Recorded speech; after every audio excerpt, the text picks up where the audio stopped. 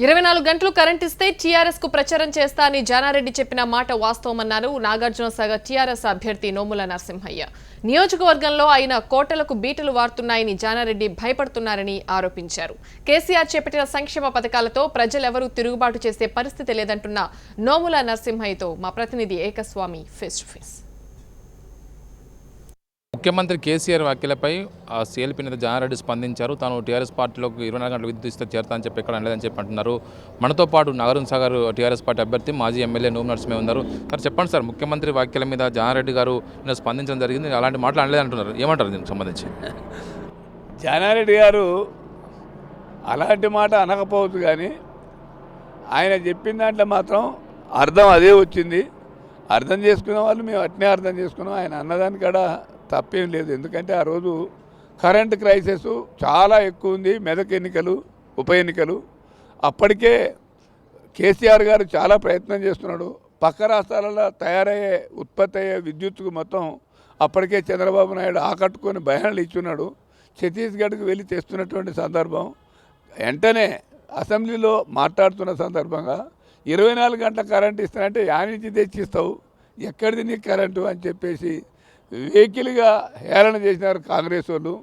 సభానాయకుడిగా మాట్లాడినాడు, ప్రతిపక్ష నాయకుడిగా మాట్లాడేటప్పుడు ఈ మాట చెప్పిన మాట నిజం. మేము 24 గంటల కరెంట్ ఇచ్చినా, మీరు ప్రాజెక్టులతోటి నీళ్లు వారిచ్చినా ఖచ్చితంగా మేము మీకు ప్రచారం చేస్తాం, నేను మీకు ప్రచారం చేస్తానన్నమాట నిజం. ప్రధానంగా దీనికి సంబంధించి ఆధారాలు ఉంటే బయట పెట్టండి, అలా అనలేదని చెప్పేసి అంటున్నారు. అంటే ఆధారాలు మీ దగ్గర ఉన్నాయా? ఇదేదో రహస్యమైనట్టు, అందులేదో దొంగతనం అయినట్టు, అదేదో రహస్యమైనట్టు సభానాయకుడు మాట్లాడినాడు, ప్రతిపక్ష నాయకుడు ఈయన అన్నాడు. ఆయన సర్కాస్టింగ్ అన్నాడా, ఉద్దేశంతో అన్నాడా? ఆయన మాట్లాడినాడు. ఆయన మాట్లాడిన దాన్ని ప్రజలందరూ విన్నారు. నేనే ప్రెస్ మీట్ పెట్టి చెప్పినాను, అప్పుడు కూడా ఖండించలేదు కదా. కేసీఆర్ గారు ఒక సందర్భంగా వాస్తవాలు మాట్లాడుతుంటే, ఇప్పుడు పాపం ఎన్నికల తరుణం కాబట్టి మాట్లాడుతున్న తీరు జానారెడ్డి గారు కరెక్ట్ కాదు.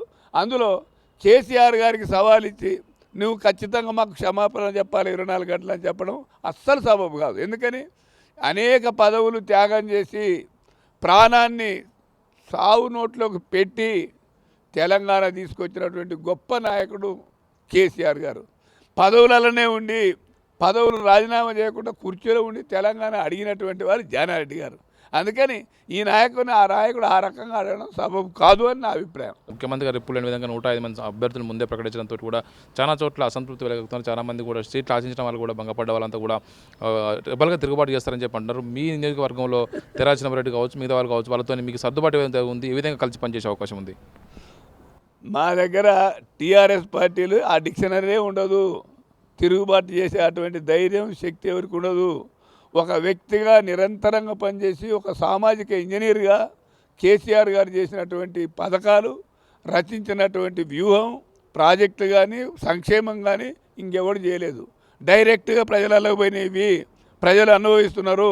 ఎవరు ఏ రకంగా తిరుగుబాటు చేయడానికి అవకాశమే లేదు.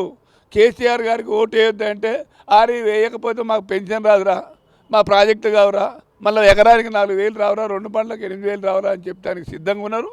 ఈరోజు అటువంటి నాయకులు ఎవరూ లేరు. గ్రూపులు ఏ రకంగా కూడా పనిచేయవు. ప్రధానంగా తెలంగాణలో కాంగ్రెస్ కావచ్చు, ఇప్పుడు టీడీపీ కావచ్చు, వామపక్షాలు కావచ్చు, ఒక కూటమికి ఏర్పడే అవకాశం ఉండడానికి తెలుస్తుంది. టీడీపీ కాంగ్రెస్ పొత్తు మీద మీరు ఏమనుకుంటున్నారు? కాంగ్రెస్ టీడీపీ పొత్తు కలిసిన, ఇతర పార్టీలు వామపక్షాలు కలిసిన, ఇప్పుడు ఒకటే ఉన్న పరిస్థితులలో మెదక్ దగ్గర నుంచి పాలేరు దాకా అన్ని ఎన్నికలు చూసినాం.